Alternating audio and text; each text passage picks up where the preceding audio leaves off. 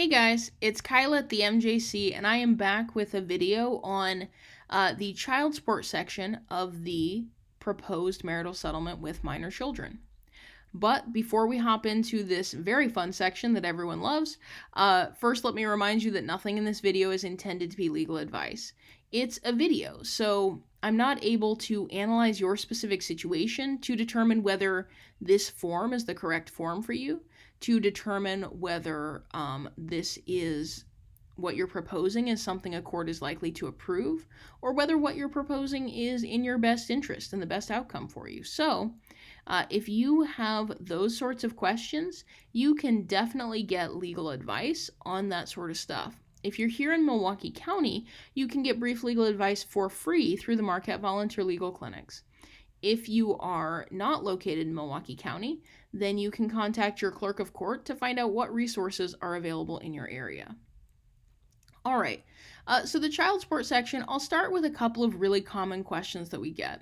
The first question is when people will say, well, do I have to do this? I just want child support to be zero. Yep, even if you just want to ask for child support to be zero, you still need to fill out this section of the form. The other question we get a lot is people who will say, we have a temporary order, and I like that one, so I don't want to fill this out. Again, your temporary order will end and be replaced by this order, so you'll want to go ahead and fill this out. And in a similar vein, some people will say, well, we have a support and maintenance case that was started, while we were married, but since we've been split up. Same thing. Even if you have child support ordered through another case, in most situations, that case will, once your divorce is successfully completed, be consolidated into this case. So only child support cases between you and your spouse will be consolidated. So if you have a child from a previous relationship, that one won't be absorbed in. But any between you and your spouse may be. So you'll want to fill out this section even if you're just repeating the number that you already have. All right, so with that warning, we'll jump in. This section here is, it wants us to tell it what standard equation you'd be under. So the court has different standards it uses for different situations to determine what is generally the right amount of child support, and then you can propose to deviate from that number. So we're going to tell the court essentially which equation you should be in your situation. And I'm actually going to start with the right-hand column, and here's why. If you don't fit into any of the ones on the right-hand column, then you know that you fall into the percentage standard. So basically, if you fall into one of these, then you don't need to check a percent over here. If, as I go through these, you realize that you don't fall into any of those situations, then you'll end up with the percent, which is just based on the number of kids you have. So over here on the right, the first one we have is the split placement formula. The split placement formula is used in situations that are kind of like the parent trap. It's where one child lives with one parent and one child lives with the other parent. And it doesn't have to be situations where you have just 2 kids. You could have 4 kids and 3 kids live with one parent and 1 lives with the other.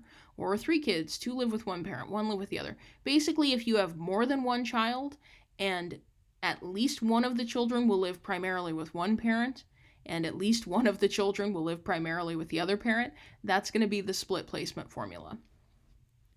Next, we have the shared placement formula, and I would guess that other than the percentage standards, the shared placement formula is probably the next most common one that we see. Shared placement is defined pretty specifically in the Wisconsin statutes. It is where the person who has less time has at least 92 overnights in a year with the child or children. And in that situation, the 92 overnights, you figure 92 overnights is about 2 overnights a week. So if I have 2 overnights per week, 2 times 52, which is the number of weeks in a year, we end up with 104. So that would put me in shared placement. But it doesn't have to be weekly. So it could be that I have my kids all summer.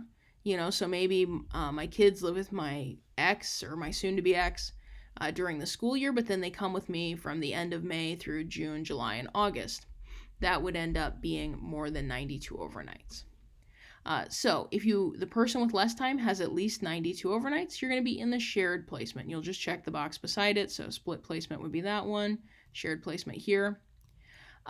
Serial family is a situation where you have someone who has who has kids with different people, either different moms or different dads. So in our situation, it could be that, maybe John has has an older child from before his relationship with Jane that he has to pay child support for, and he's also going to be our payer in this situation. So that would be this serial family one, is if you have older children as well, or younger children. Basically, you have children with a parent other than the other party in your case here.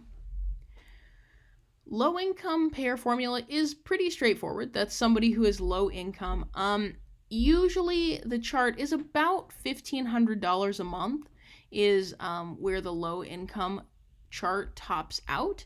If you think that you might fall into low income, if you go to your child support agency's website or the Department of Children and Families website, you can look up that chart and see if your income falls onto it. And on the other end of the spectrum, the high income pairs also have a formula, and I believe that one starts at about $7,000 a month. So if your gross income is $7,000 a month or more, you can look at the high income pair formula. So if you fit into one of those, you're just going to check the box beside it. And in theory, you could end up in multiple. So I could theoretically have shared placement and serial family and high income. And you would just check all of them. If you do end up in that situation, it's probably worth getting some legal advice about the calculation on that. But you can, at least in theory, be in multiple boxes over here. What you wouldn't be is you wouldn't be both shared placement and 29%, because the shared placement formula changes that percent. So for our situation, we're just going to go straightforward, the most common. We'll say John and Jane, they have 2 kids. They have a situation that doesn't fit into any of these, so they're going to be in the percentage standard. And you can see the percentage standard over here is just based on the number of kids you have. So if you have one child together, so John and Jane have 1 kid together, 17%, 2 kids, 25%, 3, 29, 4, 31, 5 or more, 34%. So once we've figured out what standard we're in, then we come down here and we're going to calculate based on that standard. So we'll go here and we'll say who is supposed to pay. So here, John is our payer because we know the kids live mostly with Jane. So John will end up being our payer. And I think it's possible in one version of this video, we filled out the placement saying they had shared placement. So if they did have shared placement, it would be under this schedule. But for our purposes this time, we're assuming they don't have shared placement. And here, Jane is going to be the person who receives the payment. Here in Milwaukee, we do calculate it per week.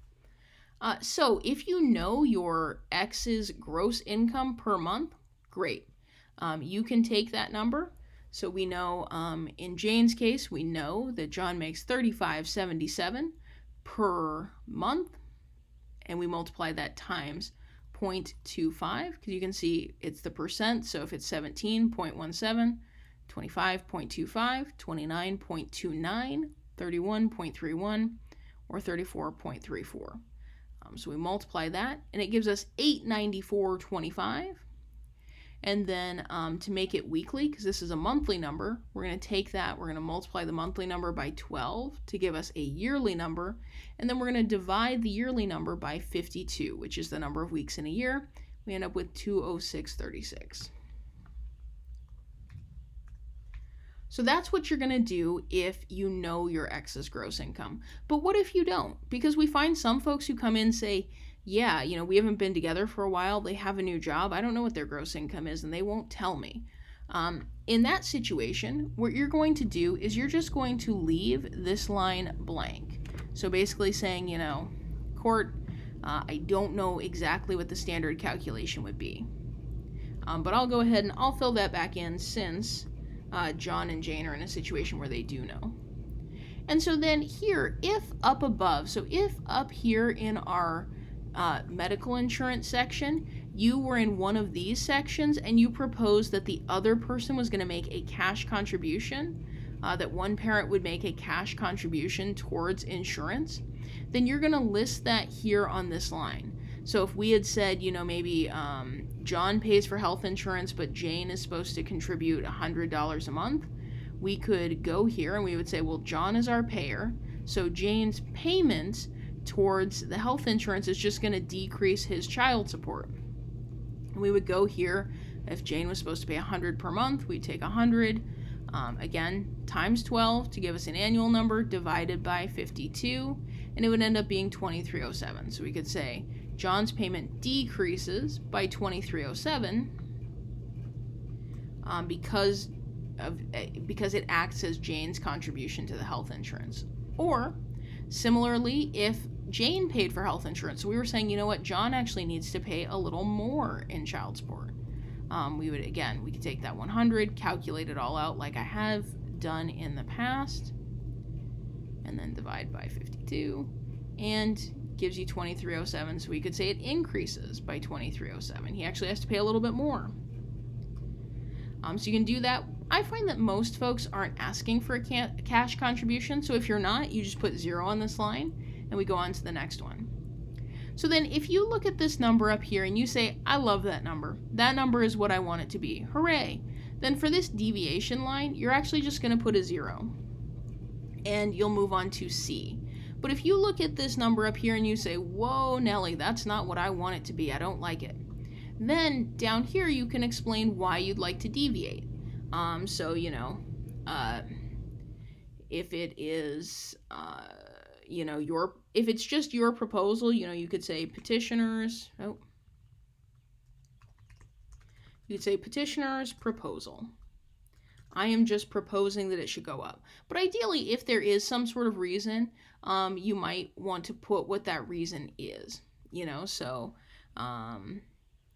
to help pay for childcare expenses, or because our child has some sort of disability, and so I think it should be higher, or whatever your reasoning is. You will put that here, and then you would indicate whether it increases or decreases. So if I look at this and I say, whoa, that's way too much, my ex actually does all of the childcare while I'm working, then I would, come down here and I would say, John does all of the childcare, and say it decreases it, and maybe we want to make it so he only pays, $100 per week.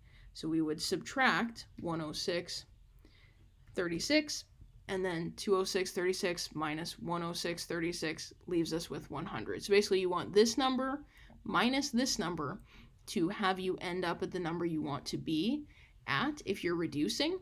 If you are increasing, then you want this number plus this number to be the number that you want to end up at. But we'll say in our situation that John and Jane just want it to be the standard amount. If that's the case, you'll just put 0 there. And then here we're going to put a date that it begins. We always put the first of the next month, but as a practical matter, it probably won't be until after your court date. But we put the first of the next month just kind of as a convenient little placeholder there. And again, who pays it? John. And who receives it? Jane. And then here, per time period, again in Milwaukee, we do report it weekly. And then you'll just make sure if you are deviating that that this line plus this line, or this line minus this line, whichever you're doing, ends up being the number you want here. So basically, we had to do all that work, but this number is actually the number that you are asking the court to order. So it'll go there. And just as a reminder, so if you were in that situation where you said, well, I don't know here. And so if you just want the standard amount, but you don't know your ex's income, then this line might be blank as well. So it would basically be saying, court, I want you to calculate what the amount will be and order that amount. So you can leave it blank if you and your spouse aren't going forward together. If you somehow ended up in this video, but you and your spouse are joint, then you don't have that option. All right, great. Well, that is all for this video. I will be back again shortly to walk you guys through the payments part here and the additional parts of this section. Thank you all for watching. I hope you all go out and represent yourselves well.